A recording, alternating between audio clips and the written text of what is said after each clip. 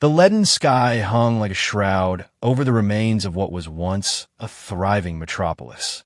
Ash drifted through the air, settling on crumbling structures and abandoned vehicles that stood as monuments to a civilization destroyed. The howling wind carried the scent of burnt metal and decay, weaving through the skeletal frames of buildings that reached toward the heavens like accusing fingers. Varek adjusted his respirator and squinted through the haze. 6 months since the Nexus War had rendered this planet uninhabitable, and still the air remained thick with particulates. He'd been scavenging the commercial district for 3 days, searching for the parts he needed to repair his scout ship.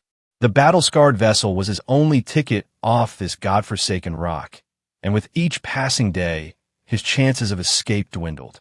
His scanner beeped softly as he approached what appeared to be a former hardware supply outlet. The readings suggested usable metals and possibly intact circuitry within. Perfect. Varek moved cautiously, his hand resting on the pulse pistol at his hip. Experience had taught him that valuable resources attracted desperate survivors and automated security systems that still functioned despite the apocalypse. A crash from deep within the building stopped him in his tracks. Varek froze, straining to hear over the constant moan of the wind. Another sound, a scraping, followed by what might have been a groan. Human? No, something different in the timbre. Against his better judgment, Varek moved toward the noise. His military training urged caution, but parts alone wouldn't fix his ship. If someone was alive in there, they might have knowledge or skills he could use. The interior was a maze of collapsed shelving and scattered inventory. Varek picked his way through, following the increasingly distinct sounds of struggle. He rounded a corner and stopped cold. Amid a tangle of fallen metal beams lay a woman. No, not human. Her skin was a pale blue, almost luminescent in the dim light filtering through the broken ceiling. Her eyes, when they snapped up to meet his, were a startling violet. Alien, specifically Eternian, the sworn enemies of the human alliance for the past decade. She was pinned beneath a heavy support beam, her legs trapped. Dark purple blood seeped from a wound in her side.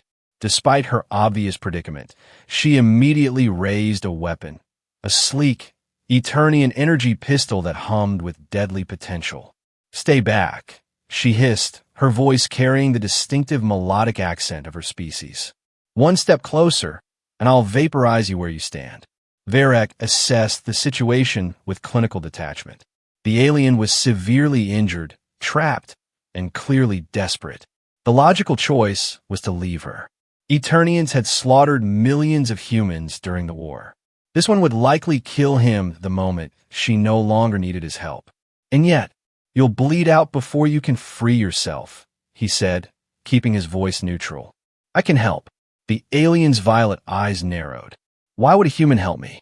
"Because we're both stuck on this dead planet, and I'm betting you have skills or resources I can use." Honesty seemed the best approach. "I need to repair my ship." A spasm of pain crossed her face, her blue skin paling to an almost translucent white around her eyes. The weapon wavered. "Fine," she spat, "but keep your hand where I can see them. And if you try anything, you'll kill me." "I get it." Varek approached slowly, showing his empty hands. "I'm going to lift this beam. When I do, you need to pull yourself out. Can you move at all?" She gave a curt nod, tension evident in her jaw. Varek braced himself against the beam, feeling its weight as he tested his leverage. With a grunt, he heaved upward, muscles straining against the mass of metal. For a moment, nothing happened, and then the beam shifted slightly. The alien woman immediately began dragging herself backward, hissing in pain, but moving with determined efficiency. The moment she was clear, Varek released the beam, which crashed down with a sound that echoed throughout the empty building. Free from the trap, the alien immediately aimed her weapon at Varek again, though he noticed her arm trembling from the effort. "Don't make me regret this," he said, gesturing to her wounded side. "That needs medical attention." "I'm fine," she snapped, attempting to stand and immediately stumbling. Varek instinctively moved to catch her, but she jerked away. "Don't touch me." "Suit yourself," he replied, stepping back. But you won't make it far like that. I have shelter not far from here. Medical supplies. Food. Your choice. The alien woman regarded him with suspicion, her violet eyes calculating. Finally, she gave a reluctant nod. Lead the way. But remember, she raised the weapon again for emphasis. Yeah, you'll kill me. Varek turned, not bothering to hide his irritation. What's your name, anyway? If we're going to be reluctant allies, I should at least know what to call you. A pause, then, Rhea. Varek, he replied. Try to keep up, Rhea, and try not to bleed to death before we get there. It would be a waste of my time. As they made their slow way through the ruins, Varek couldn't help but notice the insignia partially visible beneath the tear in Rhea's uniform. The mark of the Eternian Special Forces, the most elite and feared soldiers in the enemy ranks. If she was one of them, helping her could bring more trouble than it was worth. Yet, as she stumbled again, leaving a trail of purple droplets in the dust, Varek found himself slowing his pace, waiting for her to catch up. Against all logic, he couldn't bring himself to leave her behind. The shelter Varek had claimed was the basement level of what had once been a government building. Reinforced walls and an intact security system made it one of the safer havens in the ruins. He'd spent weeks fortifying it, creating a defendable space to work on salvage parts. Rhea's condition deteriorated during their journey. By the time they reached the shelter, she was barely conscious, leaning heavily against Varek despite her earlier protests about being touched. He led her inside and helped her onto a makeshift cot. Stay with me, he muttered, retrieving his medical kit. I need to see that wound. Don't touch, she mumbled, still clutching her weapon even as her eyes fluttered. Right, you'll kill me. Varek carefully pried the energy pistol from her fingers. Save it for when you're actually capable of pulling the trigger. He cut away the fabric around her wound, revealing a deep gash that exposed the strange, fibrous muscle structure unique to Eternians. Embedded within the wound was a jagged piece of metal, likely from the beam that had trapped her. This is going to hurt, he warned, though he wasn't sure she could hear him anymore. He cleaned the wound as best he could, then gripped the metal shard. But it needs to come out. Rhea's eyes flew open as he extracted the shard, a strangled cry escaping her lips. Her hand shot out, grabbing his wrist with surprising strength. Stop, she gasped. I need to remove it, Varek explained, maintaining his grip on the shard. It's that or infection. Your choice. Their eyes locked in a silent battle of wills. Finally, she released his wrist and gave a tight nod. Do it. Varek continued his work, removing the metal fragment and cleaning the wound thoroughly before applying a synthetic sealant from his kit. Throughout the procedure, Rhea remained conscious, her jaw clenched, violet eyes fixed on the ceiling. Why are you really helping me? She asked as he finished bandaging the wound. Varek paused, considering the question. I don't know, he admitted finally. Maybe I've been alone too long. Or maybe I'm just practical. 2 survivors have better odds than 1. Humans and Eternians have been killing each other for a decade, Rhea pointed out, her voice weak but steady. What makes you think we can cooperate? The war doesn't matter much now, does it? Varek gestured to their surroundings. This planet is dead. The Alliance is scattered. I'm guessing your people aren't faring much better. All that matters is survival. Rhea said nothing, but her expression suggested she wasn't convinced. Varek couldn't blame her. Trust was a luxury neither of them could afford. Rest, he said, standing. We'll figure out our next move when you're stronger. As he turned to go, her voice stopped him. Thank you, she said, the words clearly difficult for her to speak. Varek nodded without looking back, an odd feeling in his chest that he refused to examine too closely. In the days that followed, an uneasy truce settled between them. Rhea's condition improved gradually, though she remained weak from blood loss.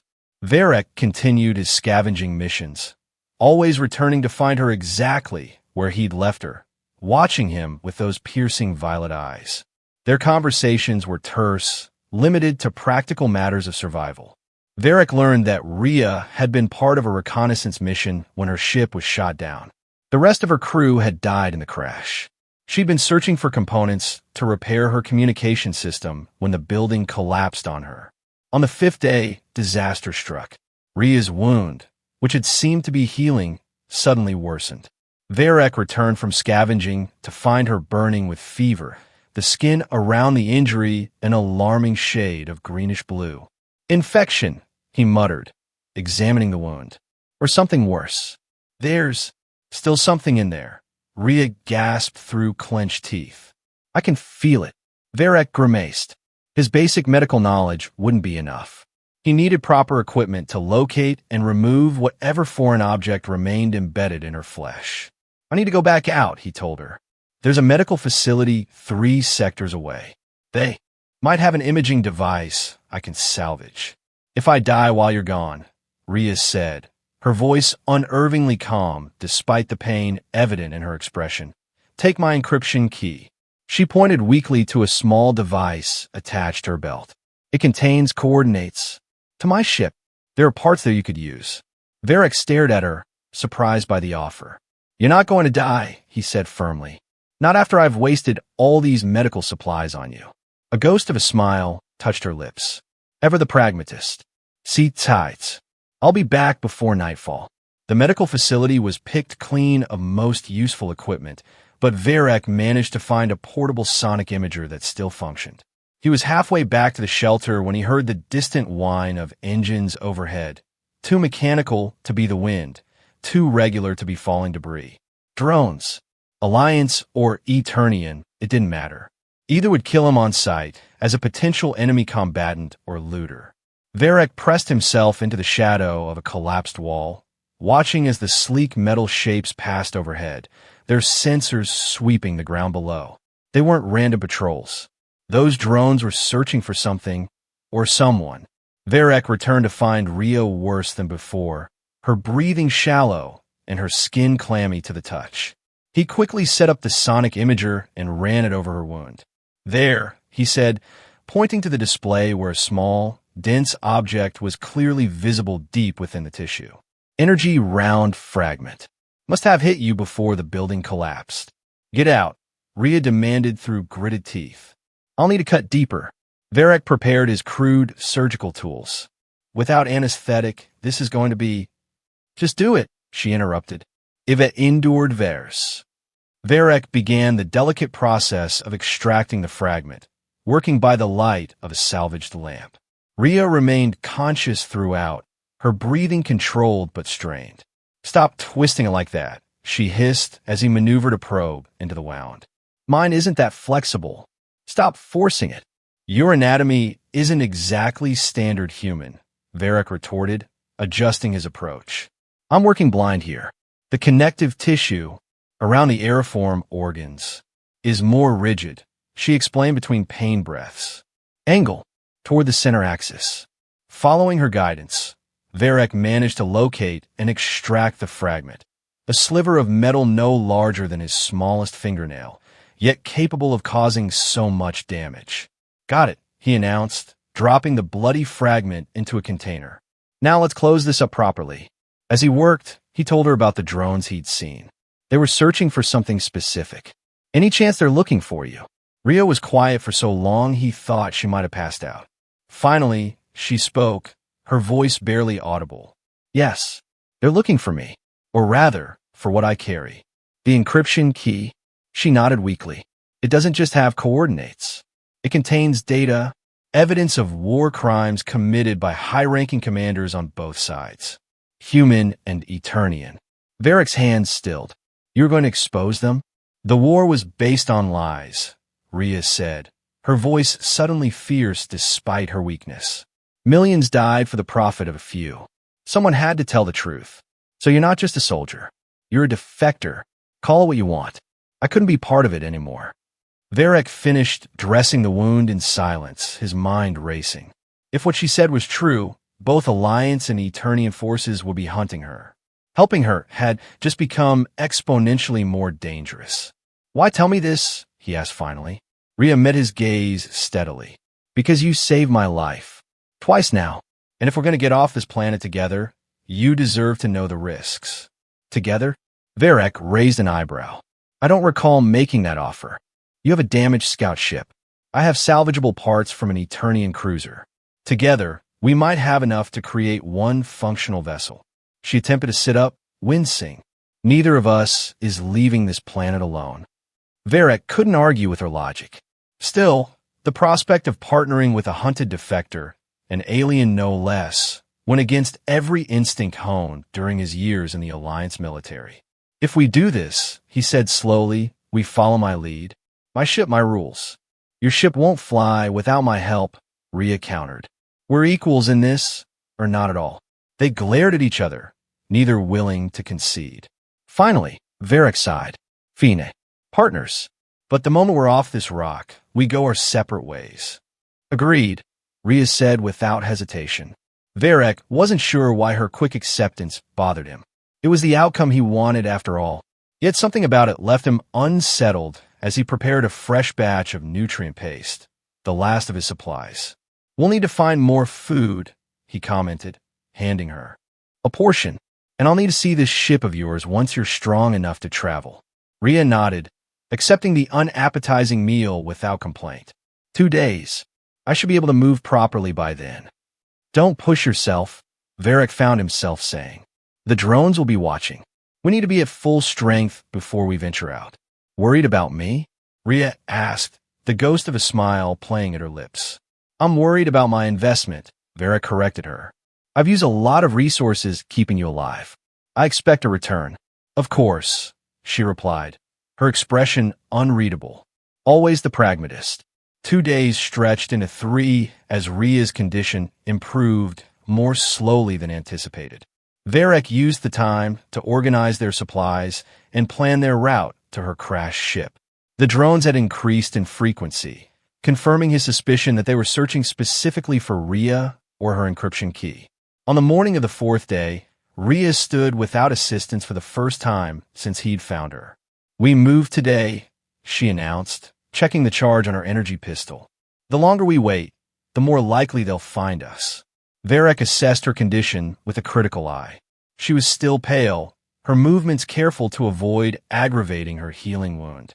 But determination burned in those violet eyes, and he knew better than to argue. We'll stay in the maintenance tunnels as much as possible, he said, shouldering his pack. Less chance of being spotted by drones.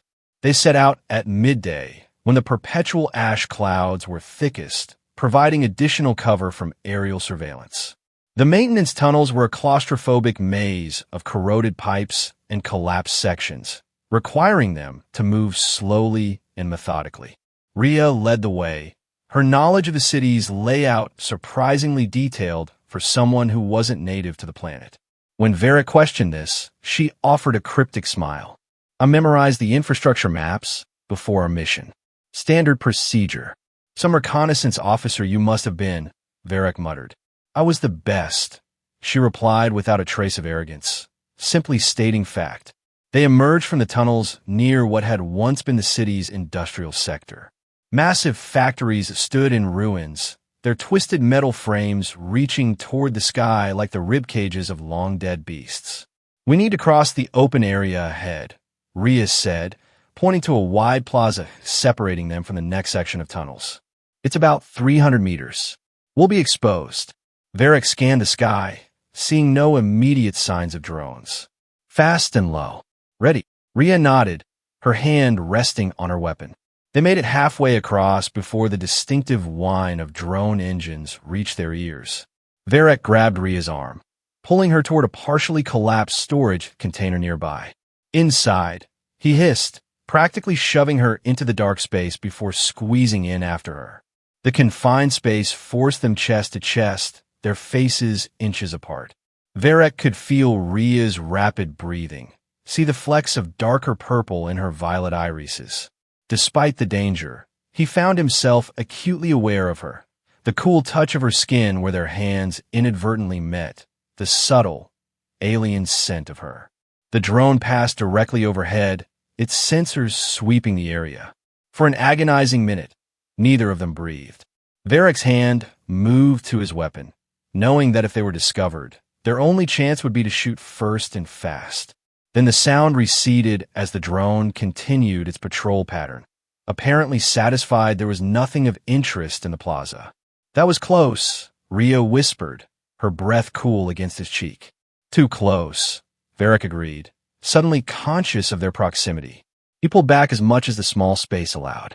We should wait a few minutes to make sure it's gone.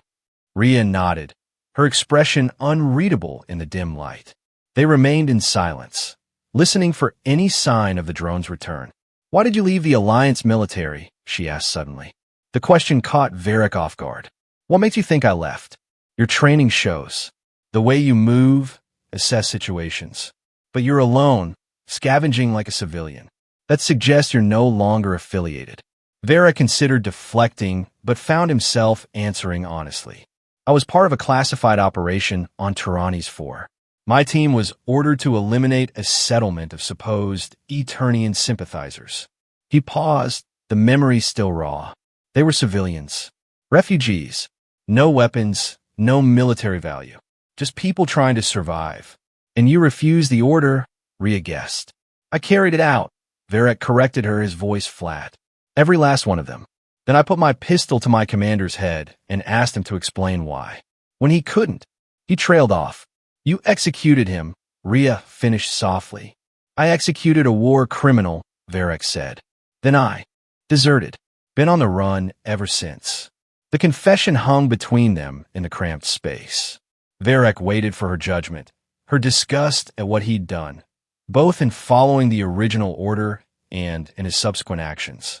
Instead, Rhea's cool fingers found his in the darkness, squeezing briefly. Sometimes the only way to honor the dead is to ensure their killers face justice. The unexpected understanding in her voice left Varric momentarily speechless. Before he could respond, she pulled away and peered outside. Clear, she announced, already moving to exit their hiding place. We should keep moving. They reached the next section of tunnels without further incident, continuing their journey in a silence that felt somehow different than before. Varric found himself watching Rhea with new eyes, seeing not just an alien defector, but a woman driven by principles that, despite their different species, he could understand. As night fell, they took shelter in an abandoned maintenance hub. Varric secured the entrances while Rhea checked her wound, which had begun seeping again after the day's exertion. Let me see, Varric said, noticing her difficulty. For once, she didn't protest as he examined the injury. The synthetic sealant had partially detached, allowing a small amount of blood to escape. It needs to be redone, he told her, reaching for his medical kit. The underlying tissue is healing, but the outer seal wasn't designed for your physiology. Your Alliance military never expected to be patching up Eternians, Rhea remarked dryly. Only killing them, Varric agreed with equal dryness. He worked in silence, applying a fresh layer of sealant. This time, he took extra care to account for the differences in her skin texture and elasticity. Thank you, Rhea said when he'd finished. You have surprisingly gentle hands for a soldier. I wasn't always a soldier, Varric replied, packing away his supplies. I studied engineering before the war. Wanted to build ships, not blow them up. What changed? The Eternian attack on New Terra. My family was there. Rhea's expression faltered. I am sorry. Are you? Varric asked, more curious than accusatory. Yes, she said simply. That attack was... There was no honor in it. No military justification. Just like your commander's order to slaughter refugees. War brings out the worst in both our species, Varric acknowledged. And occasionally the best, Rhea added quietly, her eyes meeting his. The moment stretched between them, taut with unspoken implications. Varric looked away first, uncomfortable with the direction of his thoughts. We should get some rest, he said. Tomorrow will be challenging. They took turns keeping watch, neither fully trusting the security of their temporary shelter. When it was Varric's turn to sleep, he found rest elusive, his mind filled with fragments of memory and unexpected questions about the woman keeping vigil nearby. Dawn brought a change in the weather. The perpetual ash clouds grew darker, and distant thunder warned of an approaching storm. Not the cleansing rains of old, but acidic downpours that could burn exposed skin and corrode unprotected metal. We need to reach my ship before that hits, Rhea said, eyeing the horizon with concern. It's about 5 kilometers east in what used to be a public recreation area. A park, Varric supplied. Yes, with artificial lakes and vegetation. The ship is partially submerged in one of these lakes, which has helped conceal it from aerial detection. They moved with increased urgency, pushing through fatigue and the persistent danger of drone patrols. Twice more they were forced to hide from the searching machines, pressed together in whatever cover they could find, heartbeats synchronized in shared tension. By midday, they reached what remained of the city's largest park. Once a green oasis amid urban development, it was now a blasted landscape of withered trees and contaminated water bodies. In the center of a half-drained lake lay the unmistakable form of an Eternian vessel, its sleek, organic lines a stark contrast to the destruction surrounding it. "There it is," Rhea said, a note of something like grief in her voice. "My home for the past 3 years." The ship had clearly suffered catastrophic damage. Its hull was breached in multiple places, and one entire section appeared to have been sheared off during the crash. "Can we salvage anything from that?" Varric asked doubtfully. "More than you might think," Rhea replied. "Eternian technology is resilient, and the most valuable components are in the central core, which is intact." They approached cautiously, alert for any signs of previous scavengers or automated defenses that might still be active. The storm clouds continued to gather, the air growing heavy with the promise of chemical rain. The interior of the ship was a testament to Eternian design philosophy: curved surfaces, organic-seeming materials, and an efficiency of space that made Alliance vessels seem primitive by comparison. Despite the damage, many systems still glowed with residual power. "The primary systems are beyond repair," Rhea explained as she led Varric through the wreckage. "But the auxiliary power core, navigation systems, and atmosphere processors should be salvageable. Those alone would increase my ship's capabilities tenfold," Varric said, impressed despite himself. "The energy conversion matrix is the real prize," Rhea told him, approaching what appeared to be the central command area. "It can adapt to almost any power source, increasing efficiency by orders of magnitude." She began the process of disconnecting and extracting components, instructing Varric on which tools to use and where to find backup systems.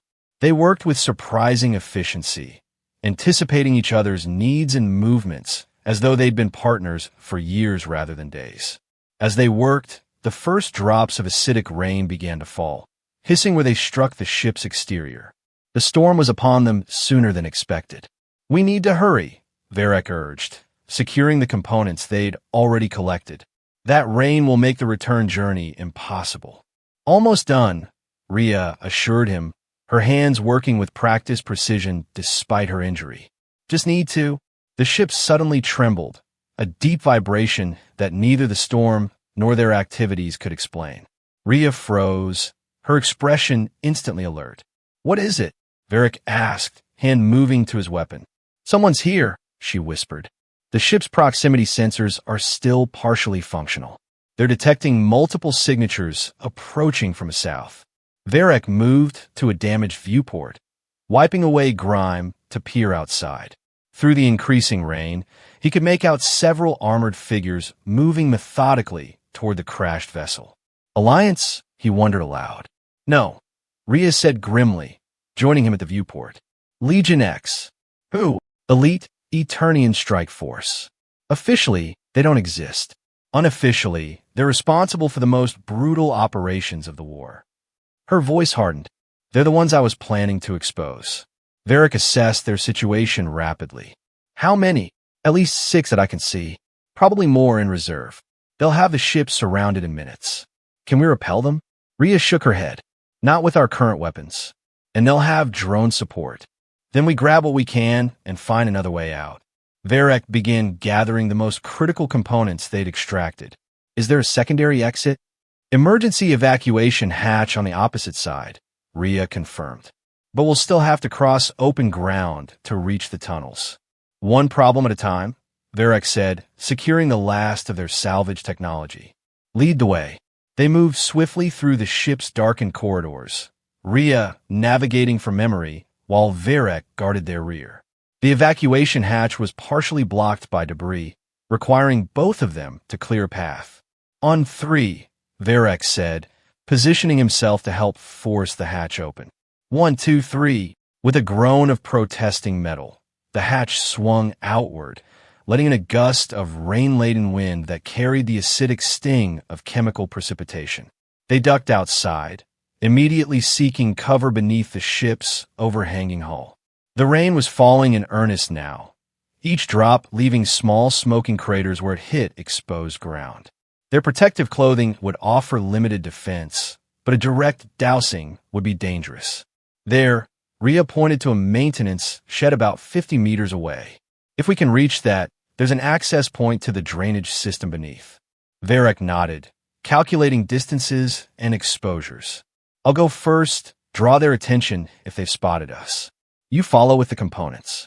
No, Rhea said firmly. We go together. Before Varek could argue, the air around them erupted with energy fire.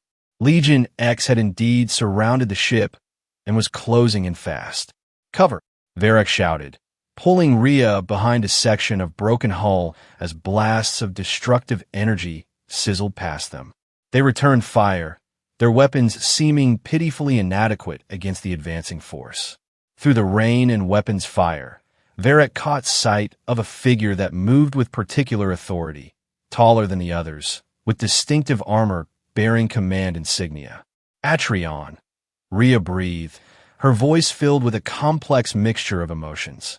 He's leading them personally. Friend of yours? Varek asked as he fired another burst. Former commanding officer, Rhea replied grimly, and the architect of some of the worst atrocities in the war. A blast struck dangerously close, showering them with fragments of metal and caustic rainwater. Varek winced as a droplet seared his cheek. We can't stay here, he said. We need to make a run for it. Rhea's expression hardened with resolve. On my mark, I'll provide covering fire. You get to the shed and secure our exit. I'm not leaving you, Varek protested.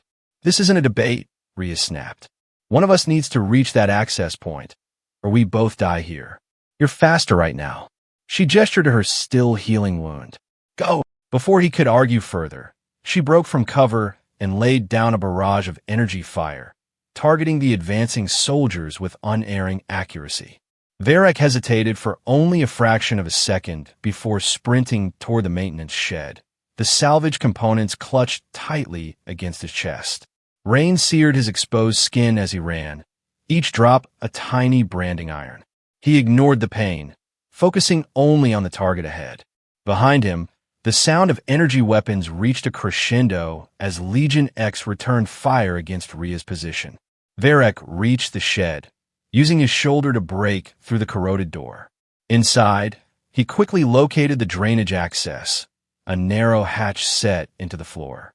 As he worked to open it, a cry of pain from outside froze his blood. Rhea! Without thinking, Varek abandoned the hatch and moved to the doorway, weapon ready. Through the curtain of acidic rain, he saw Rhea on one knee, her weapon arm hanging limp at her side. Legion X soldiers were advancing on her position, led by the imposing figure of Atrion. Surrender the encryption key, traitor. Atrion's voice carried even through the storm, amplified by his combat suit. Your death can be quick. Rhea's response was to raise her weapon with her non-dominant hand and fire directly at Atrion.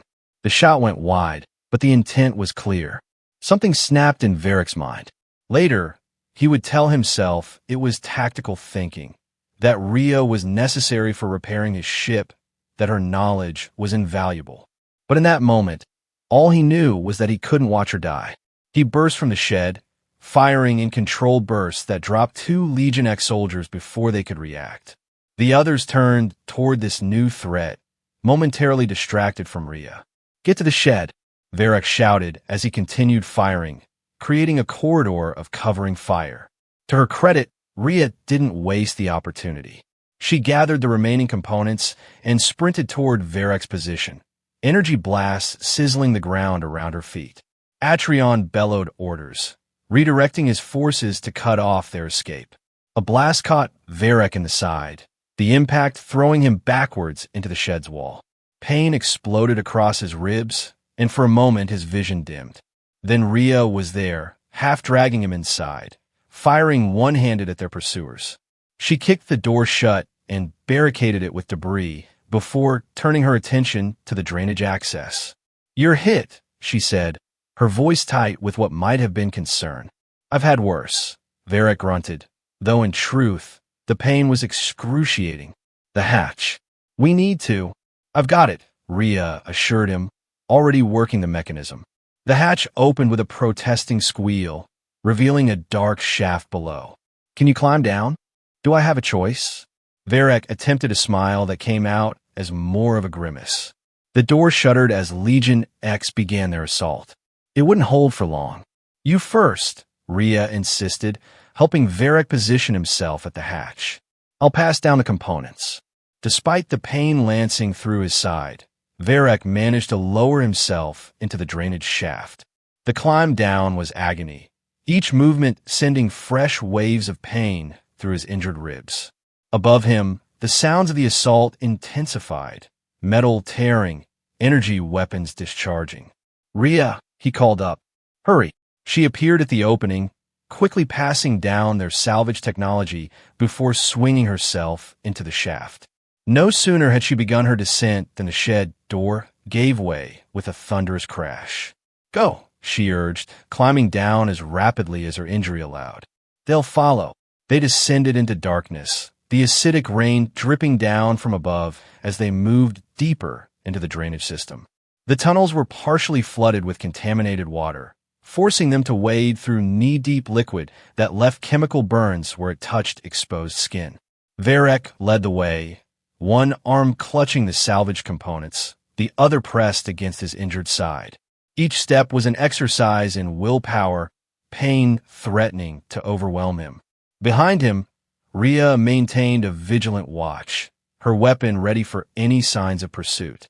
"We need to find a place to rest," she said after they'd traveled for what felt like hours.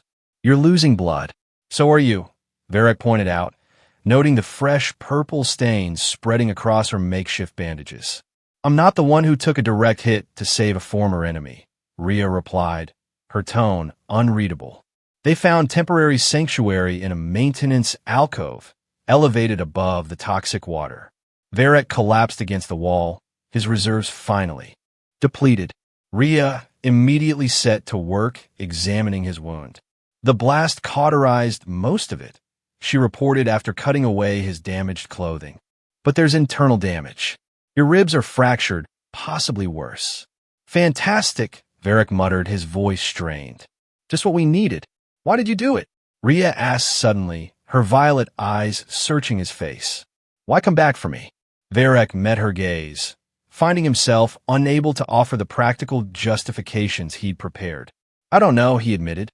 "It seemed like the right thing to do. Even though I'm Eternian, even though my people killed your family." "You're not the one who killed them," Varric replied. "Just like I'm not personally responsible for every human atrocity against your kind. At some point, we have to see beyond the species." Rhea was silent for a long moment, her hands continuing their work of binding his wounds. Finally, she spoke, her voice barely audible above the distant drip of contaminated water. "When I discovered what Atrion and the others were doing, the civilian massacres, the biological experiments, the torture, I couldn't remain loyal to them. Not even for my people." She secured the last bandage with careful precision. "I thought I was alone in that feeling." "You're not," Varric assured her, wincing as he shifted position. "That's why we're both deserters, isn't it?" A small smile touched Rhea's lips. "I suppose it is." They rested as long as they dared, knowing that Legion X would be scouring the drainage system for them. When they finally resumed their journey, they moved with the synchronized efficiency of longtime partners, each compensating for the other's weaknesses. The tunnels eventually led them back to the area near Varric's hideout. Night had fallen by the time they emerged, the acidic storm having passed, leaving a caustic mist hanging in the air. They moved cautiously through the ruins, alert for drones or ground patrols. "Something's wrong," Varric said as they approached the entrance to his shelter. "The security system isn't responding." Rhea tensed beside him, her weapon raised. "Could it have been damaged in the storm?" "Possibly. Or Varric didn't finish the thought, but the implication was clear. They could have been compromised. They approached with extreme caution, using alternate access points Varric had established for emergencies. The main chamber of the shelter was dark when they entered, emergency lighting failing to activate. Power's been cut, Varric whispered. Deliberate sabotage. They moved deeper into the shelter, relying on memory to navigate the darkness. Varric led them toward his workshop, where the scout ship parts were stored. If Legion X had found this place, securing their means of escape was the priority. The workshop appeared untouched at first glance, the partially repaired scout ship still positioned in the center of the space. Varric began a quick inspection, checking for signs of tampering or tracking devices. It seems clear, he reported, but they've definitely been here. The power system has been disabled, not damaged. Someone wanted us to return. A trap, Rhea concluded grimly. They're probably watching, waiting for us to settle in before they strike. Then we don't settle, Varric decided. We integrate the salvage components now and prepare for immediate launch. With half-repaired systems? In your condition? Rhea shook her head. It's too risky. Riskier than waiting for Legion X to surround us again. Varric countered. We're out of options, Rhea. It's now or never. She hesitated, then nodded reluctantly. You're right. What's your plan? You work on integrating the Eternian components. You know them best. I'll try to restore emergency power and prep the launch sequence. They set to work immediately, the urgency of their situation driving them past fatigue and injury. Rhea's expertise with Eternian technology proved invaluable as she adapted the salvaged components to interface with the scout ship systems. Varric, meanwhile, managed to bypass the sabotage power controls, restoring limited functionality. The energy conversion matrix is online, Rhea announced after several tense hours. Navigation and life support are functional, but at reduced capacity. It'll have to do, Varric replied, wiping sweat from his brow as he finished the launch preparations. Engine output is at 60%. Not ideal, but enough to break atmosphere if we're not pursued. As if summoned by his words, a distant alarm sounded. The perimeter sensor Varric had placed furthest from the shelter. They're coming, he said unnecessarily. Rhea's expression hardened with resolve. How much longer until we can launch? The pre-ignition sequence takes 12 minutes minimum. We have maybe 10 before they reach us. Then we need to buy time. Rhea checked her weapon and moved toward the entrance. I'll set up defensive positions. Rhea, wait, Varric grabbed her arm, stopping her. You can't hold them off alone. I don't need to win, she replied. Just delay them. And then what? You'll never make it back in time for launch. Rhea's violet eyes met his, something unspoken passing between them. Someone has to make sure this information reaches the right people. She gestured to the encryption key still secured at her belt. You can complete the mission without me. The realization of what she was suggesting hit Varric like a physical blow. No, absolutely not. I'm not leaving you behind. This isn't about us, Rhea insisted, though something in her voice suggested otherwise. It's about justice for millions of dead, human and Eternian alike. Before Varric could respond, a second alarm sounded, closer this time. Legion X was advancing quickly. There's another option, he said suddenly, a desperate plan forming. We divert power from life support to the engines. Cut the pre-ignition sequence short. That's practically suicide, Rhea protested. The ship could explode on launch, or we could lose consciousness during ascent. Better odds than facing Legion X, Varric pointed out. Together, Rhea. We started this together, we finish it together. Their eyes locked in a silent battle of wills. Finally, Rhea nodded, a new emotion flickering across her features, something Varric hadn't seen there before. Together, she agreed softly. They rushed to implement the dangerous modifications, rerouting power systems and bypassing safety protocols. The third perimeter alarm triggered as they worked, indicating Legion X was now at the outer defenses of the shelter. 5 minutes, Varric estimated grimly. The scout ship's systems protested the forced acceleration of the launch sequence, warning lights flashing across the control panels. Rhea worked with calm efficiency despite the chaos, her hands moving sure and swift across the Eternian components she'd integrated. Done, she announced, securing the final connection. Engine output now at 83%. It's not pretty, but it should get us to orbit. That's all we need, Varric assured her, already powering up the ship's main systems. Get aboard. A thunderous explosion rocked the shelter, Legion X breaching the main entrance. Dust and debris rained down as Rhea and Varric scrambled into the scout ship, sealing the hatch behind them. They're inside, Rhea reported, taking position at the co-pilot station.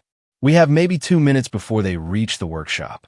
Varric's hands flew across the controls, initiating the modified launch sequence. Hang on, this is going to be rough. The ship's engines roared to life, straining against the improvised docking clamps. Warning systems blared as safety parameters were exceeded, the cockpit filling with the acrid smell of overheating components. Another explosion, closer this time. Through the viewport, Varric caught a glimpse of armored figures entering the workshop, weapons raised. At their head was Atrion, his distinctive commander's armor unmistakable even at a distance. Now or never, Varric muttered, slamming his hand down on the emergency release. The scout ship lurched violently as the docking clamps disengaged, engines immediately pushing to maximum thrust. The workshop's ceiling, designed to open for maintenance, groaned under the strain as the ship's nose forced it upward. Energy blasts struck the ship's hull as Legion X opened fire, but it was too late. With a final surge of power, the scout ship broke through the ceiling and rocketed into the night sky, leaving the ruined shelter and their pursuers behind. The acceleration pressed Varric and Rhea into their seats with crushing force. Alarms wailed as the overtaxed engines pushed beyond their limits, the entire ship shuddering with the strain. Through gritted teeth, Varric maintained their trajectory, fighting to keep consciousness as the G-forces increased.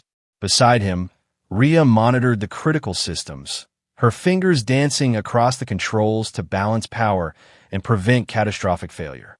They worked in perfect synchronization, communicating with glances and brief gestures when words became impossible. The blackness of space gradually replaced the ash-filled atmosphere, stars becoming visible as they escaped the planet's toxic shroud. Only when they achieved a stable orbit did Varric finally ease back on the engines, allowing the ship's systems and their bodies some relief. We made it, he breathed, scarcely believing it himself. Rhea's laugh was tinged with exhaustion and disbelief. Not exactly according to plan, but yes, we made it. They turned to each other, the reality of their escape sinking in. Impulsively, Varric reached out, his hand finding Rhea's. She didn't pull away, her cool fingers intertwining with his in a gesture that transcended species. What now? She asked softly. Varric considered the question, acutely aware of her proximity. The nearest neutral outpost is in the Proxima system. We could deliver your evidence there, ensure it reaches people who can use it. And after that, the question hung between them, laden with implications neither had been willing to acknowledge until now. I thought we agreed to go our separate ways once we escaped, Varric reminded her, though his tone lacked conviction. Is that still what you want? Rhea's violet eyes searched his, unguarded for perhaps the first time since they'd met. Before Varric could answer, the ship's sensors blared a warning. A larger vessel had appeared on their scopes, on an intercept course from the planet's far side. Legion X, Varric asked, already preparing evasive maneuvers. Rhea checked the readings, her expression grim. No, Alliance military cruiser. They must have detected our launch. Out of the frying pan, Varric muttered, calculating their options.